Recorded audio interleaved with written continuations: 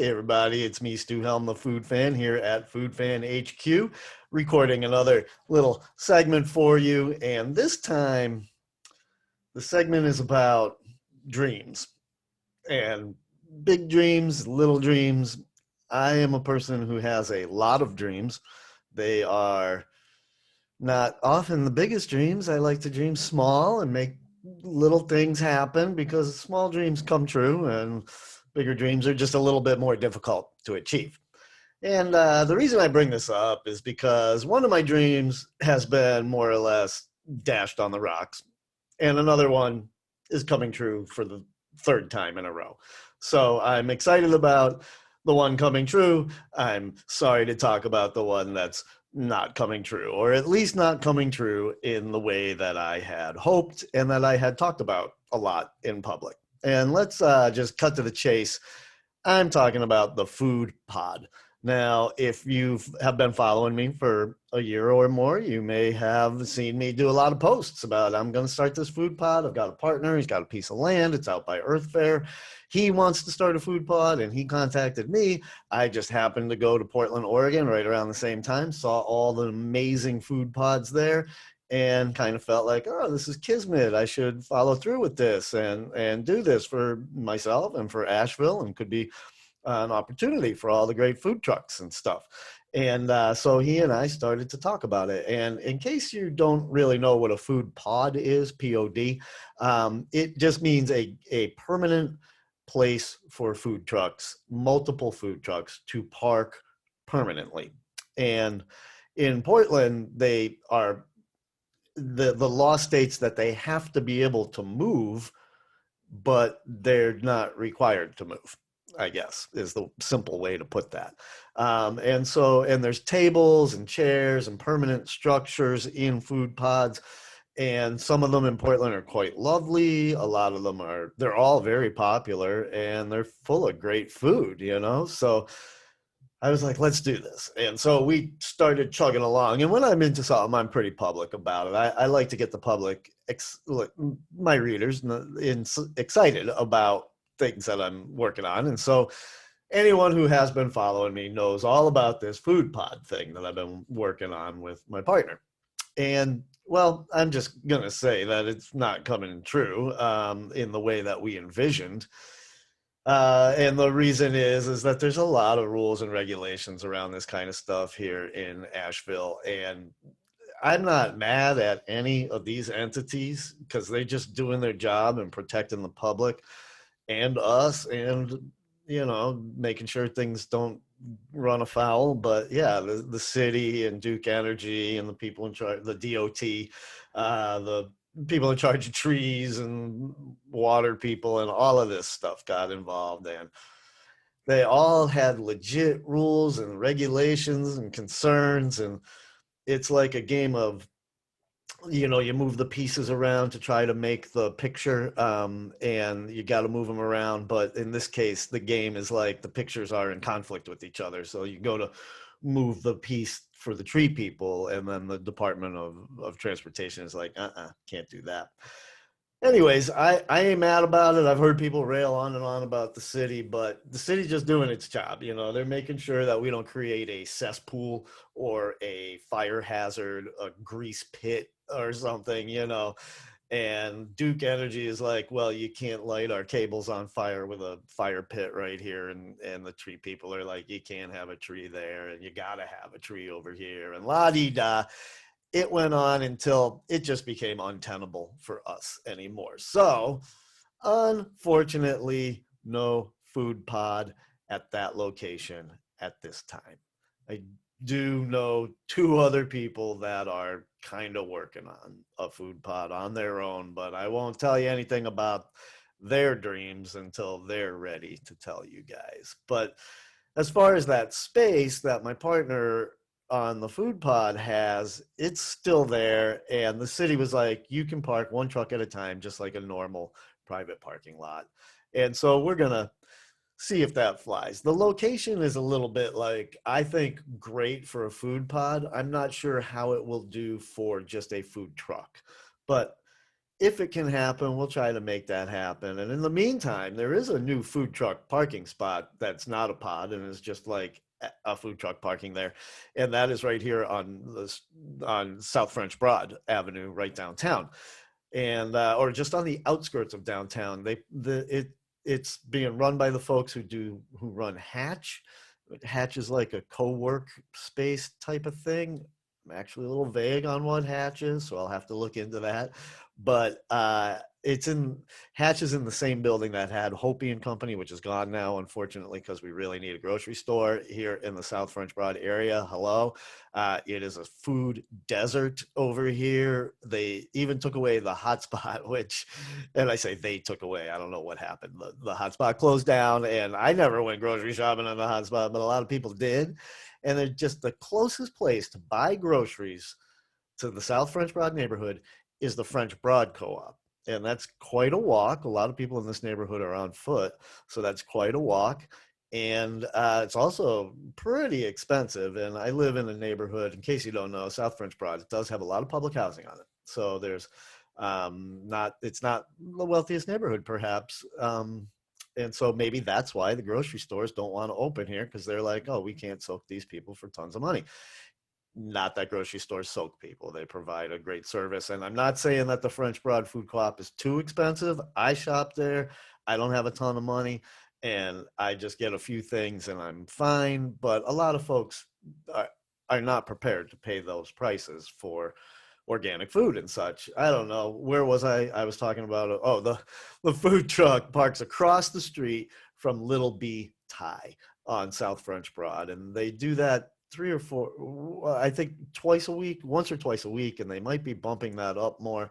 You can check the schedule on the Hatch Facebook page, I believe, but I also post the schedule on my Facebook page. So you can just check my Facebook page, which is Stu Helm Food Fan. And so a lot of nice trucks parked there. In one of note that I'm very fond of is Feta Flav, the Greek food truck parks there with frequency. And yeah, right across from Little B Thai and the new Paulin Coffee and Flower Shop. And if you haven't been to Paulin, check it out, because it is very cute. They sell flowers and coffee and pastries. And I had a house-made Pop-Tart there last week, and it was great. And a cup of coffee, that was also great. All right, well, that's my dream that isn't happening, is the food truck pod, the food pod, not happening. All right, but what is happening is Punk Rock Hot Dogs 2022 is on the move. It's happening. I booked out all of my competitors at this point. I know that there's always a chance one of them going to drop out. And if that happens, I'm prepared to step in and cook under the banner of Puke, my imaginary punk rock restaurant. I had to do that last year. Somebody didn't show up at the last minute, and Puke stepped in with apple brandy beef hot dogs, and we crushed it. But anyways, so if one of these competitors doesn't show up, then I'll step in. But as it stands, these are the competitors in Punk Rock Hot Dogs 2022, and it is a fantastic lineup. I was just looking at it and thinking, this is a great, great lineup, like just amazing. So first of all, we have last year's People's Choice winner, and that is Chef Chris Cox. Now, last year he won cooking for the Malvern. He's no longer at the Malvern. This year he's cooking with Mother Ocean Market. So it's like our number one contender, our number one competitor is a fish store for our hot dogs. So, but Chris Cox gonna crush it, I have no doubt. And next competitor is Bear's Smokehouse Barbecue, Asheville and South Asheville. And last year they didn't win or place, but they because we only had two. You won either the judges' vote or the people's vote. There was no second, third, any of that junk. But they were super popular with everybody because they made a totally functional weed pipe out of their hot dog. Like, you could absolutely 100% smoke weed through their hot dog.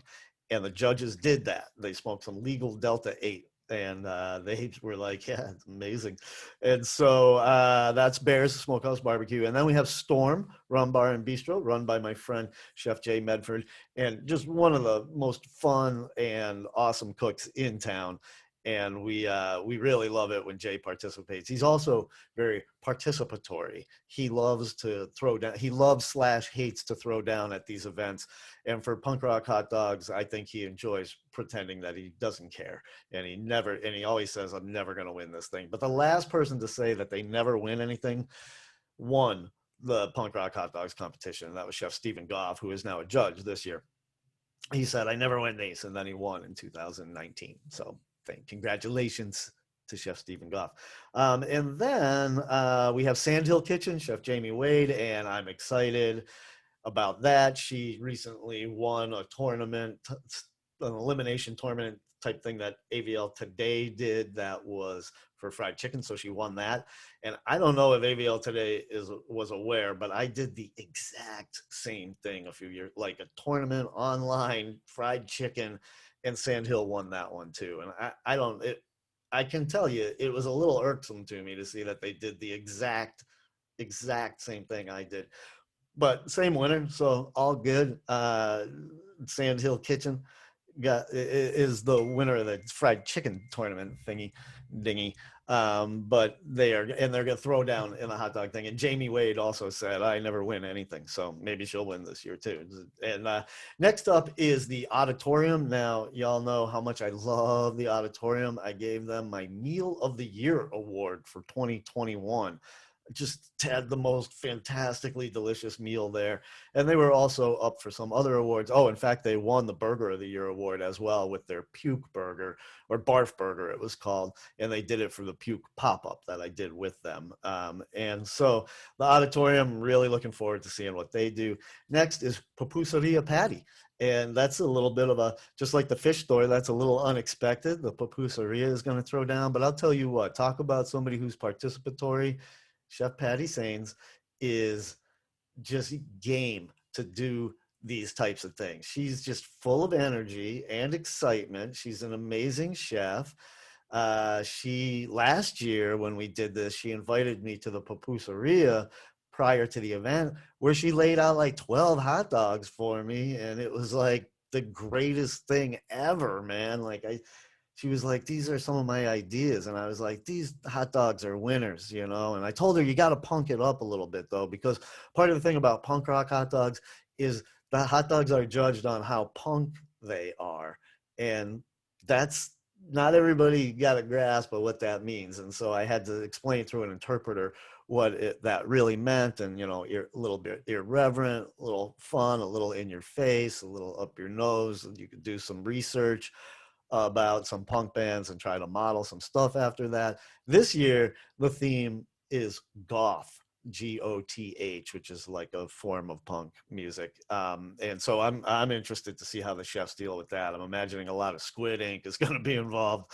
All right, and after Pupuseria, so I'm super psyched about Pupuseria Patty. And after Pupuseria Patty, we have new contenders. Those were all people who contended last year. So we have 6 people who contended last year and 4 people who are new.